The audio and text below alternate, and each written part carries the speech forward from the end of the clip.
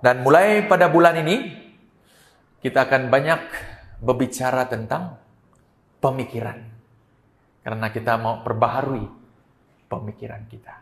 Oke? Karena apa? Apa yang ada di dalam pemikiran kita akan menentukan bagaimana kita bertindak. Jadi, bulan Mac ini akan banyak berbicara tentang pemikiran, mindset. Ya.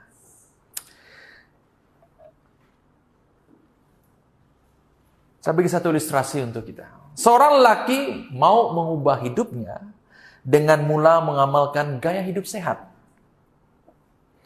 Dia berjanji, dia mau bersenam, jogging, dan jaga permakanannya. Oke. Ini dia sudah set hati dia. Tetapi setiap kali dia mengalami tekanan, dia kembali kepada tabiat lamanya. Dia start makan makanan segera. Kenapa? Stres saja. Mula-mula dia semangat nih. Pastor.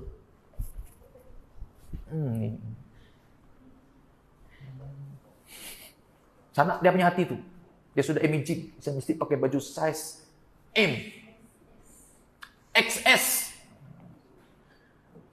Tapi bila stres sedikit, tekanan kerja, tekanan perhubungan, saya tidak beli om.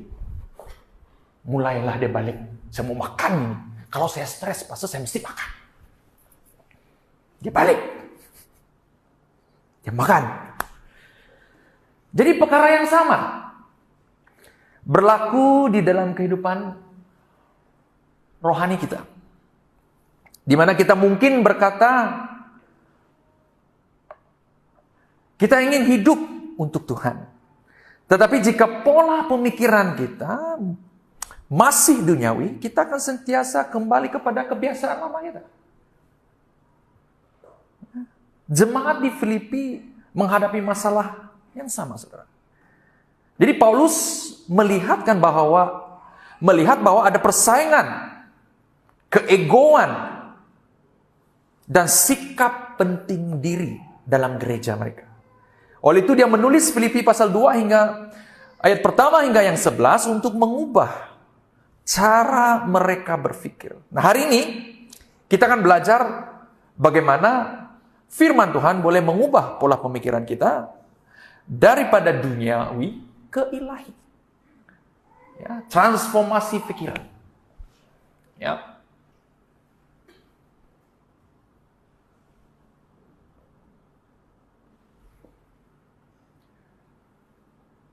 Filipi pasal 2 ayat 3 mengatakan begini. Janganlah lakukan apa yang jangan lakukan apapun karena kepentingan diri sendiri atau keangkuhan.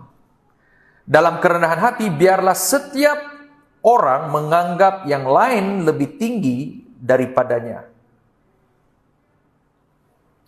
Masalah utama dalam pemikiran dunia adalah apa? Keegoan. Dunia berkata apa? Apa dunia sering kata? Fikirkan diri sendiri dulu, orang lain kemudian. Kan? Selalu kita kena, saya mesti selamatkan diri dulu. Sebelum saya selamat kamu, saya selamatkan diri saya dulu. Dunia juga selalu sering berkata begini, jangan biarkan orang lain mempergunakan kamu. Dunia juga berkata, kejayaan adalah apabila orang lain mengagumi kamu. Ini yang dunia katakan. Jadi jemaat di Filipi menghadapi godaan ini. Mereka mulai bersaing dan ingin menjadi lebih hebat daripada orang lain. Oleh sebab itu Paulus mengingatkan mereka untuk mempunyai kerendahan hati.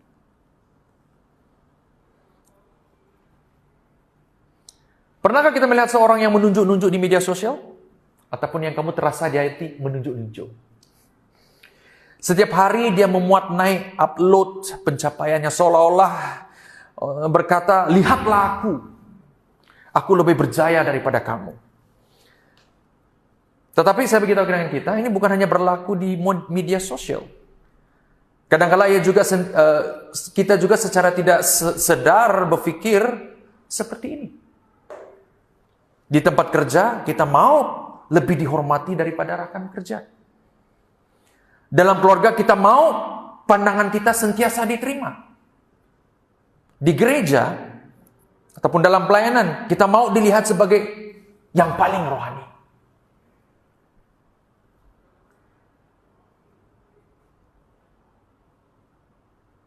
Itulah sebabnya kita perlu mengambil transformasi pemikiran kita. Jika kita tidak seharusnya mementingkan diri sendiri, maka bagaimana kita harus berpikir? Kita perlu belajar daripada Yesus. Filipi pasal 2 ayat 5 hingga 8 berkata begini, hendaklah ada dalam dirimu pemikiran yang ada di dalam Kristus. Dia yang sekalipun dalam bentuk Allah, tidak menganggap kesetaraan dengan Allah sesuatu yang harus dipertahankan. Tetapi dia telah mengetepikan martabat dirinya, mengambil bentuk seorang hamba dan datang dengan rupa manusia. Dalam keadaan sebagai manusia, dia telah merendahkan dirinya dan taat sehingga kepada kematian, bahkan kematian di salib. Mari kita belajar cara Yesus berpikir. Yesus mempunyai cara berpikir yang berbeza dengan dunia. Bagaimana dia cara pemikir? Dia adalah Allah. Ya. Tetapi dia tidak menuntut haknya. Ya kan? Dia mengambil seorang rupa, bukan seorang raja. Dia taat sehingga mati di kayu salib. Walaupun dia tidak bersalah.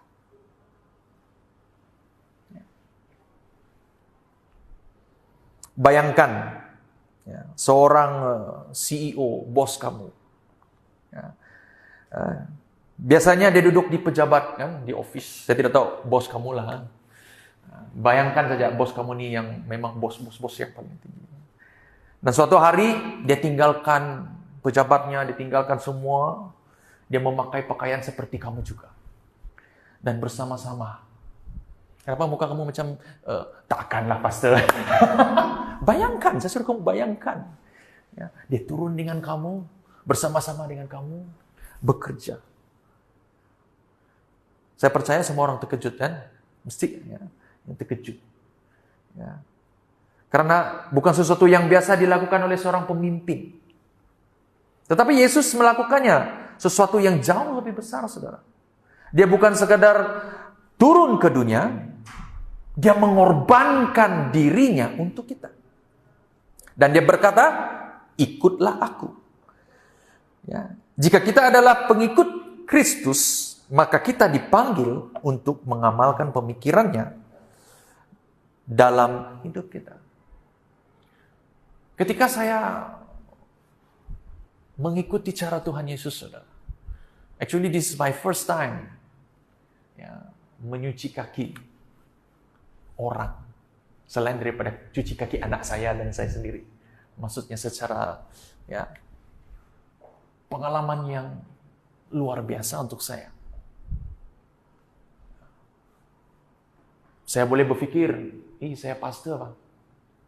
Saya pemimpin, kenapa saya perlu cuci kaki pemimpin saya? Mereka harus dengar cakap saya. Ya kan? Kenapa saya perlu cuci kaki mereka? Saya guru mereka. Seharusnya mereka yang harus cuci kaki saya. Karena saya guru, saya pastor. Tetapi Tuhan Yesus menunjukkan teladan yang berbeza.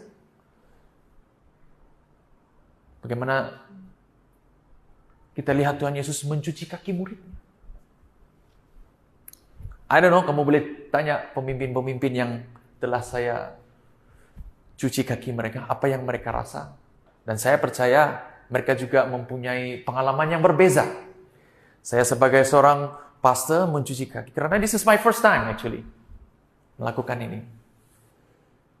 Dan apabila saya lihat, apabila saya merasakan, bila kita membaca, wah Tuhan, Yesus mencuci kaki muridnya. Macam, ya cuci kaki. Tapi bila kamu mempraktikkannya, wah jauh lebih mendalam maksudnya.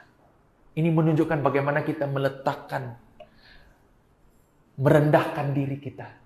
Menunjukkan betapa hati kita untuk melayani orang lain. Seperti mana Tuhan Yesus melayani kita. Jadi persoalannya untuk kita. Adakah siapkah kita untuk menundukkan diri kita? Untuk melayani orang lain. Sama seperti Yesus melayani kita. Bagaimana firman Tuhan boleh benar-benar mengubahkan cara kita berpikir, saudara? Roma pasal 12 ayat 2 mengatakan ini, janganlah kamu ikut cara dunia. Sebaliknya berubahlah menurut pembaharuan pikiranmu. Dengan sedemikian kamu dapat memastikan apa kehendak Allah itu. Apa yang baik, yang diredainya, dan yang sempurna. Ya saudara, mengubah fokus dari aku kepada kita. Ayat 4 mengatakan begini di dalam Filipi pasal 2. Tiap-tiap orang daripada kamu janganlah menjaga apa? Janganlah menjaga apa? Kepentingan diri saja. Jagalah juga kepentingan orang lain. Dunia berkata, yang penting aku bahagia. Tapi Kristus berkata, bagaimana saya boleh menjadi berkat kepada orang lain? Something's different, right? This is apa yang Tuhan panggil kita untuk lakukan. Mungkin di dalam rumah tangga, saya bagi contoh. Jangan hanya menuntut pasangan untuk memahami kita. Tetapi belajarlah untuk memahami mereka. Kadang-kadang dalam rumah tangga, dalam berpasangan, kita berpikir, kita saja yang betul. Ya. Kamu punya pandangan saja yang hebat. Pasangan kamu tidak. Ingat saudara. Ya. Kita kena belajar. Kita kena change cara pandangan kita. Amin. Macam tak ada amin. Pasangan yang ada di sini, ya. Jangan kamu anggap diri kamu saja betul, ya.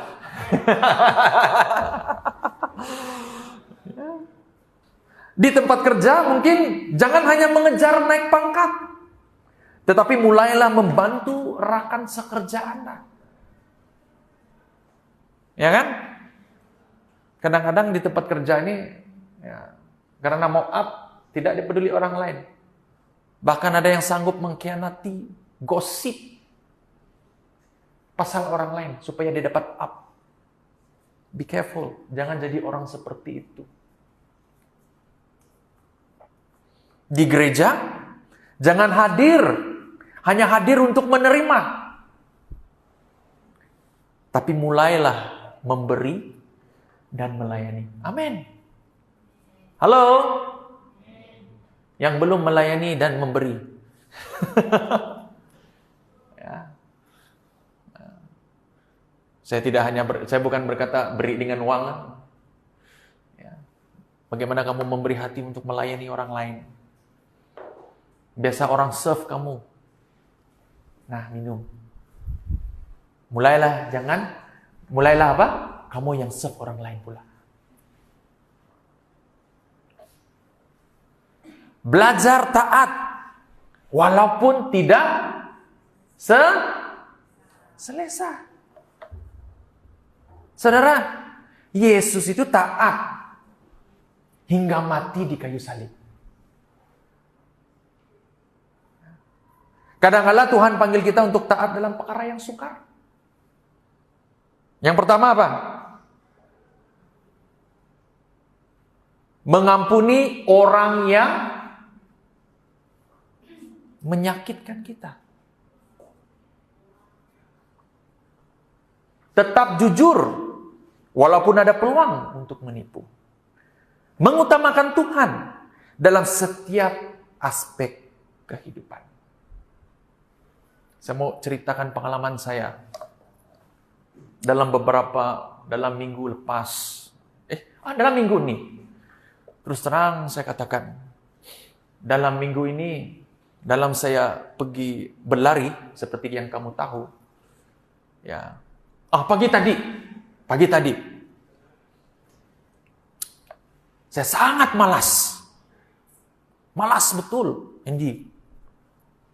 Malas ya. Bangun saya kan. Saya punya ini, saya sudah set alarm, Bang. Pukul 6. Titit. Ya. Tekan. Bangun saya kan. Kalau saya tak lari pagi, saya akan lari sebelah petang. Kalau sebelah kan hari ini hari 6 kan, ada ibadah. Malas betul saya. Kalau saya tidak lari,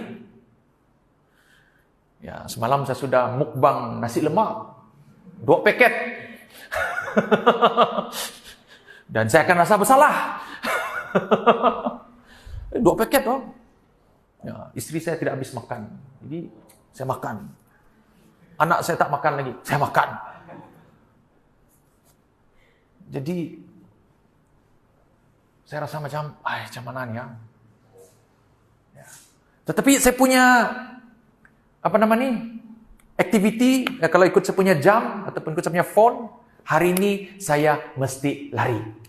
Sebab dia jaga disiplin saya untuk lari. Dan 1 minggu sekurang-kurangnya saya kena lari 4 kali atau 5 kali dalam masa 1 jam. Untuk jaga fitness saya. Tidak kira saya lambat ke perlahan kan, saya mesti lari.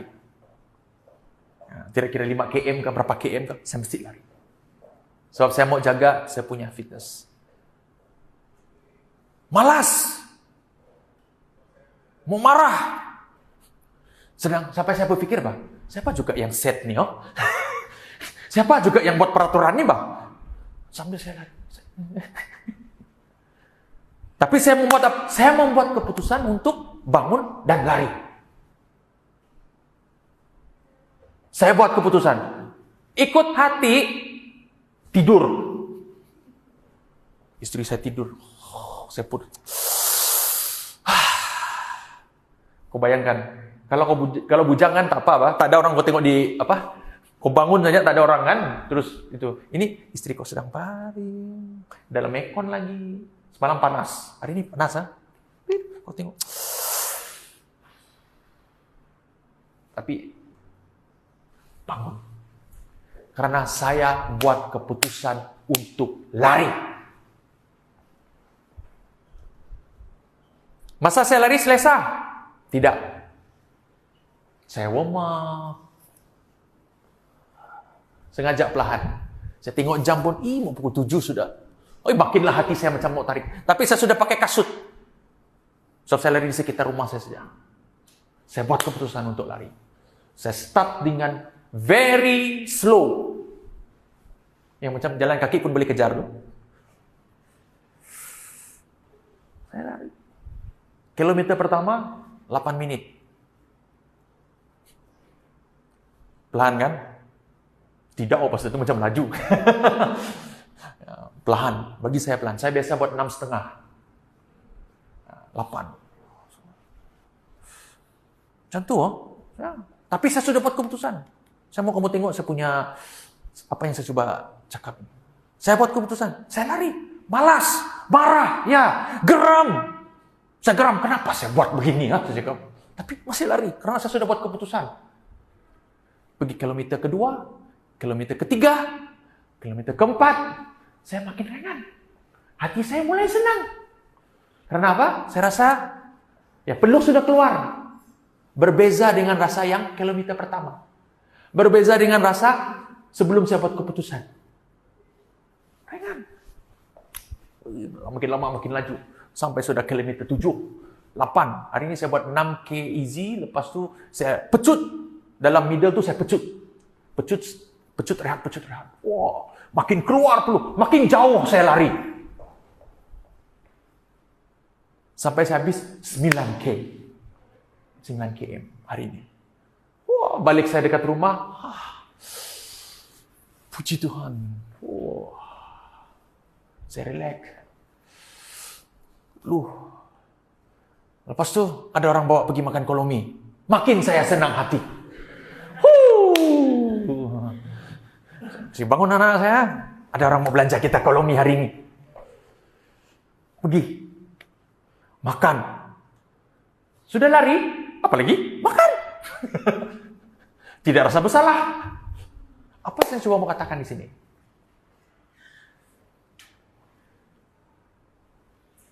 Kalau saya ikut hati saya untuk baring dan terus tidur, bangun, lepas orang bawa pergi makan, saya akan menyesal dan marah. Karena, bukan pasal dia bawa saya makan. Karena saya rasa, saya sudah langgar, saya punya, udah saya tak lari, makan lagi. Macam tu, pernah kita rasa macam tu kan? Jadi kamu macam tak ada mood. Tapi saya buat keputusan, tidak ikut hati saya buat keputusan, I want to go, I want to run. Sometimes dalam hidup kena buat macam tu. Bila Tuhan kata, kamu harus mengampuni, maaf. At first memang susah. Saya tidak mau, ini yang menyakitkan saya. Tidak adil. Kau tidak tahu apa dia buat dengan hati saya, kamu cakap. Itu pertama. Tapi bila kau buat keputusan dan mengikut apa yang diperintahkan Tuhan, mungkin bulan pertama kau tidak selesa, tapi ingat kau taat. Setiap kali orang cakap pasca khotbah pasal pengampunan, kamu tak rasa bersalah. Karena apa? Kamu buat keputusan untuk memaafkan orang itu, untuk mengampunikan orang itu. Bulan kedua, bulan ketiga, hatimu mulai pulih. Karena kamu sudah buat keputusan untuk mengampuni. Faham apa saya coba katakan di sini? Buat keputusan. Jangan ikut hati. Karena ikut hati itu licik. Dia boleh cakap, tengoklah. Kalau kamu apalagi pemikiranmu yang penuh dengan pandangan dunia. Tidak adil nih untuk kamu. Tidak adil nih untuk kamu. Itu dunia kata. Tapi saya ingatkan kamu. Adilkah bagi Tuhan Yesus yang mati di kayu salib untuk kita?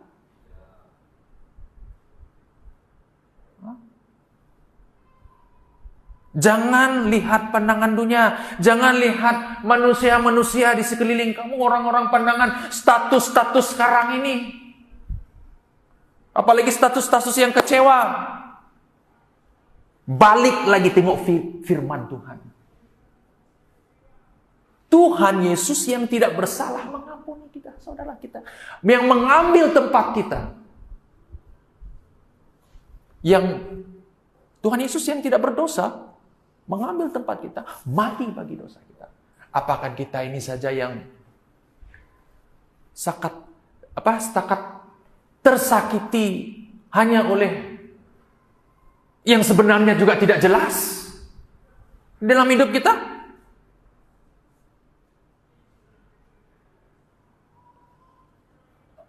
Amin. Pilih untuk taat kepada firman Tuhan walaupun menyakitkan.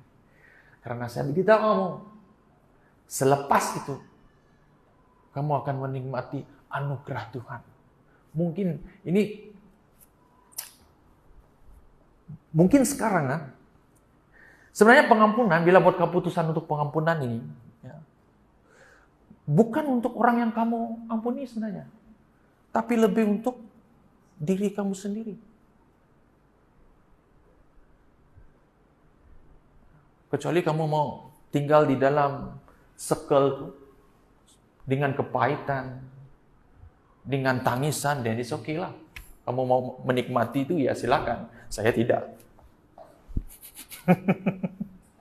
Ya betul kan? Kalau kamu rasa mau nangis tiap-tiap tahun pula. Tiap-tiap hari mau tidak pulihkan hati, it's your choice. Karena Tuhan sudah beritahu ini jalannya untuk kita. Maka itu saudara, Filipi pasal 9 ayat 11 mengatakan begini. Itulah sebabnya Allah sangat meninggikannya, yaitu Yesus, dan menganugerahkannya nama yang di atas segala nama, supaya kepada nama Yesus segala-galanya bertelut. Segala isi langit, bumi dan yang di bawah bumi dan yang di bawah bumi, dan semua lidah mengaku bahwa Yesus Kristus adalah Tuhan, untuk mendatangkan kemuliaan bagi Allah Bapa. Nah, ketika kita memilih pemikiran Kristus, Tuhan sendiri yang akan meninggikan kita. Mungkin pandangan dunia katakan, itulah kamu begini, inilah. It's okay. Dunia tidak mengiktirafkan kamu tidak apa. Tetapi yang lebih penting apabila Tuhan yang mengangkat Anda. Amin. Ya. Jadi saudara-saudari yang dikasihi Tuhan Yesus Kristus, adakah kita sudah bersedia untuk mengalami transformasi pemikiran kita? Periksa cara kita berpikir. Adakah kita masih terperangkap dengan pemikiran-pemikiran duniawi? Latih diri kita untuk berpikir seperti Kristus. Amin.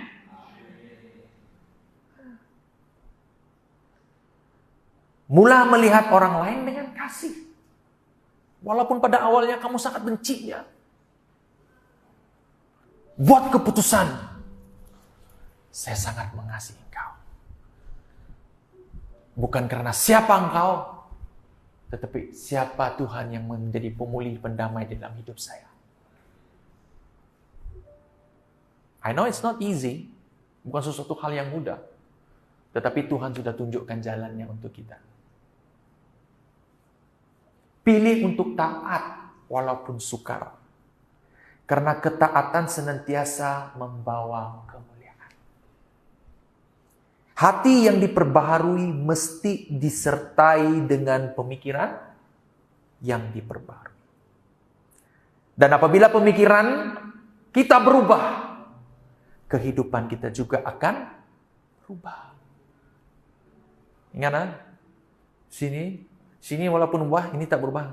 Tak boleh. Sini walaupun ada, sini tak ada pun tak boleh. Sini tak boleh negatif, sini positif, tak dapat juga. Sini negatif, sini positif, tak dapat juga. Betul kan? Dia kena positif. Baru dia boleh ubah. I don't know, saya tidak tahu apa yang kamu alami pada hari ini.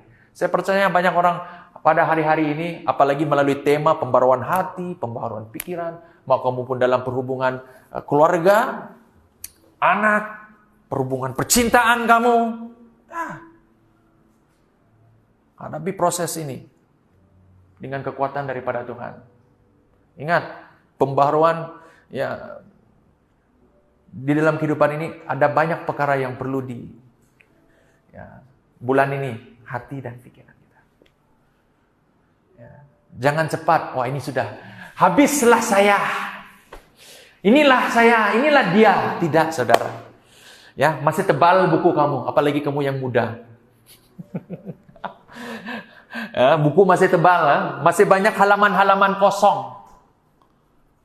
Ya, jangan cepat, wah sudah siap, cop, habis. Inilah hidup saya, balik kampung. No. Ingat, masih banyak halaman yang lain. Jangan cepat buat keputusan yang terburu-buru. Ya. Kejar dulu sesuatu, kejar dulu yang benar. Kejar dulu apa yang adil. Kejar dulu apa yang kasih. Amin. Apabila pikiran dipenuhi dengan firman Tuhan, hati dipenuhi dengan firman Tuhan. Dan saya percaya, setiap keputusan, setiap reaksi, apapun keadaan kamu jauh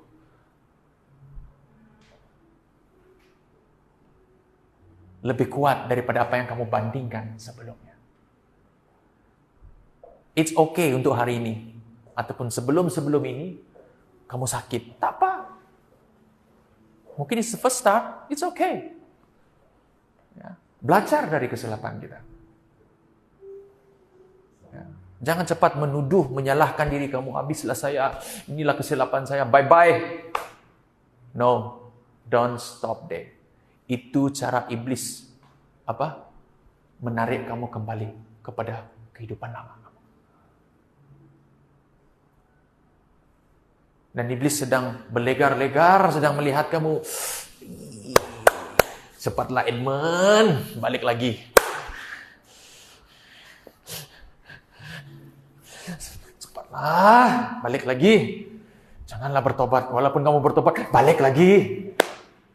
Dia tunggu nih, nah kan saya sudah beritahu, dia bilang. Pas tambah lagi, tengok. Tengok. Kamu pun menuduh diri kamu. Iyalah saya gini. Ya, memang akan ada masa kamu akan menuduh diri kamu. Ya saya gini. Tetapi janganlah lihat orang sekalian. Cari siapa dulu? Tuhan. Pegang tangan Tuhan dulu. Minggu lepas kita belajar apa? Cari orang-orang yang hidupnya benar. Ya kan? Cari orang-orang yang adil, yang tidak bias. Ini malah juga pergi cari orang yang tidak benar. Kalau kamu cari orang yang tidak benar dalam hidupmu, kamu mau berubah, cari orang yang tidak benar dalam hidupmu, saya beritahu kamu.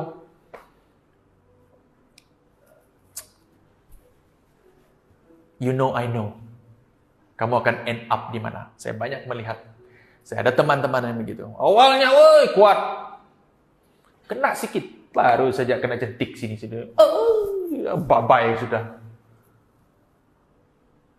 Lari.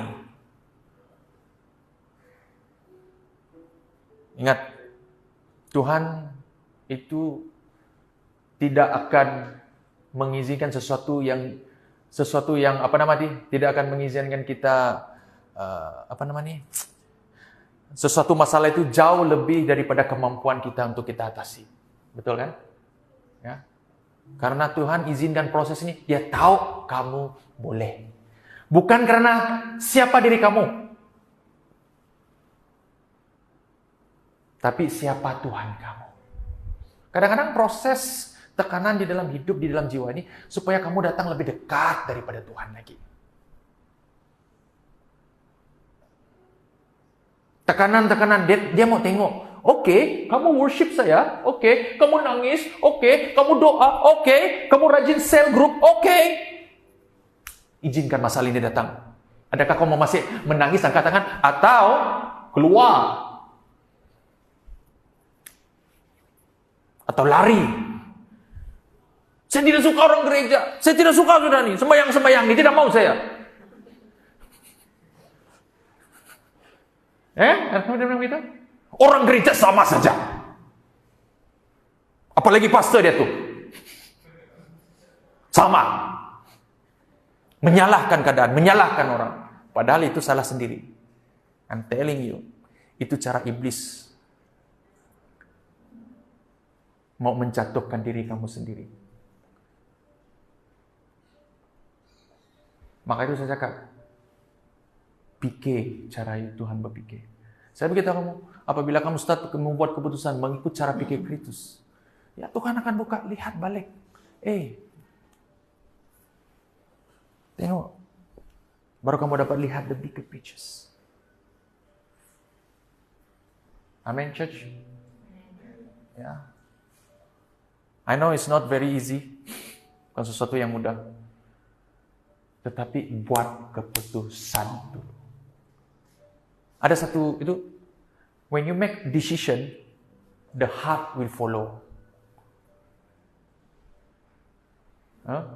Kau buat satu keputusan yang benar, yang betul, walaupun susah, tetapi hatiku. Macam saya jogging tadi lah, malas, tapi saya buat keputusan. Saya mesti jogging. Tapi lama-lama, oke. Karena hati saya ikut keputusan apa yang saya buat. Mari kita bangkit berdiri.